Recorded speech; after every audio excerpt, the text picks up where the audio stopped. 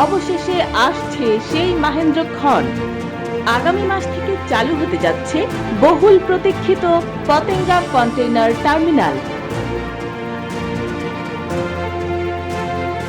চট্টগ্রাম বন্দরকে ঘিরে নির্মিত এই অত্যাধুনিক অবকাঠামোটি হতে যাচ্ছে বাংলাদেশের অর্থনীতির অন্যতম বড় গেম চেঞ্জার।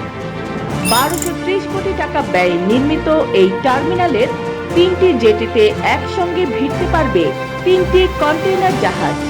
এছাড়াও থাকছে বছরে প্রায় 5 লাখ কন্টেইনার হ্যান্ডেলিং সক্ষমতা, যেখানে ভিড়তে পারবে 200 মিটার লম্বা জাহাজ। কৃত্রিম চ্যানেল সুবিধায় দূরত্ব কমবে 6 নটিক্যাল মাইল। এমনকি পণ্য খালাসে খরচ কমবে 3 থেকে 5%। টার্মিনালটি থেকে প্রতি বছরে চট্টগ্রাম বন্দরের আয় বাড়বে অন্তত 300 কোটি টাকা। পাশাপাশি বাড়বে বৈশ্বিক বাণিজ্য, বাড়বে প্রবৃদ্ধি। স্মার্ট ও সমৃদ্ধ বাংলাদেশের স্মার্ট ইকোনমি অর্জনে পতেঙ্গা কন্টেইনার টার্মিনাল হবে সক্ষমতার অধিষ্ঠিত স্মারক। সাবাস বাংলাদেশ, তুমি পারবেই।